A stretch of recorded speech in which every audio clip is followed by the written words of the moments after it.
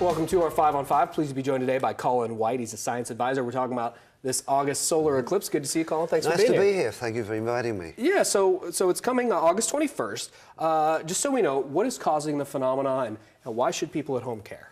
Well, I guess there's two things there. One is, the moon is going to get in front of the sun, so it creates a shadow on the Earth. That's what creates the eclipse. Why do we care? Well, it's unique. I've never seen a total eclipse in my lifetime. And so it's nearly 100 years since we've had an eclipse like this that goes all the way across from the west coast to the east coast. So it's a very, very special thing, I think. Okay, yeah. Of course. So what can people see here in the Rogue Valley? Do we know? About 93%. So 93% of the sun will be obscured. So it's going to be pretty dark. So even if you decide to go nowhere, it's going to be a great day. Yeah. Okay. Yeah. And just so I understand, I keep hearing people talk about like Salem Bend. It's a little north of us for the 100%. Is that right? Yeah. The path of totality. There it is. Thank you. Yeah. It hits sort of the east coast around Newport, goes across to between Salem and Albany. Mm-hmm. That's probably one of the busiest places and best places is Madras. Okay. Then it goes across to Dayville, and then heads east and crosses the Oregon border, and then it goes all the way across to South Carolina. Wow, so, okay, yeah. and it all happens pretty fast, correct? People. Well, the eclipse itself lasts just over an hour, okay. But totality lasts about 2 minutes. Okay, and the other question you asked was about how big is that band? It's about 60 miles, so that's why we don't get 100% totality here, but pretty close. You can just step outside and see something incredible. Yeah. Okay, so tell us about what you're doing on August 21st. So I'm as you say, I'm a science advisor. I've just retired. I like to do volunteer work with students and get them enthused about science. So I'm working on a project with several other people at North Medford High School. We have 10 juniors working there, and we have a project in conjunction with NASA.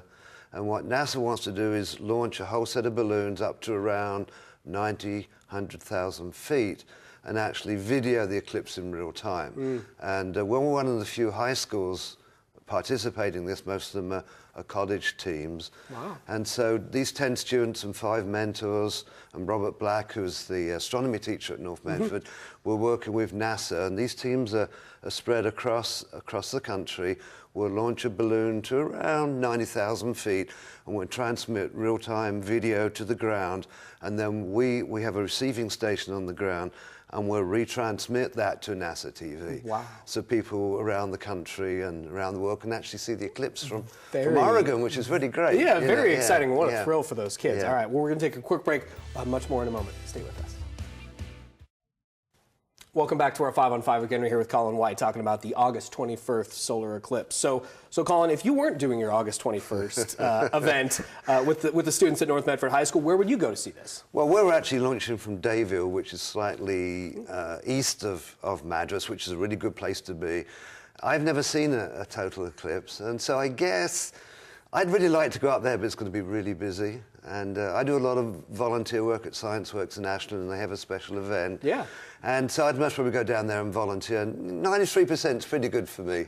Yeah. That way you escape all the traffic, and I don't have to drive up there. Yes, we did talk to ODOT recently. They are saying plan ahead. It's going to be an interesting challenge up there.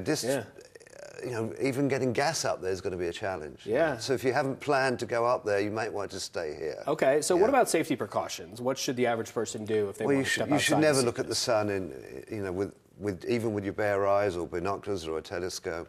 So really, what you're going to find is many companies will give away, or you can buy them for $1 or $2, is really a set of eclipse glasses, which are dark glasses to protect your eyes during the eclipse. So never look at the sun directly. Get yourself a pair of eclipse glasses. I'm sure lots of people are going to be selling them, and lots of people are giving them away, like our special event at Science Works. They're going to be giving them away. Okay, good to know. All right, so is there a way for people to stay up to date with the project you're working on with the North Medford students? Yeah, so the North Medford students, some of the students are maintaining a website, mfrhab.org. We're recording all our launches. We had a launch yesterday, which you very kindly covered on the news last night. And so you can track there.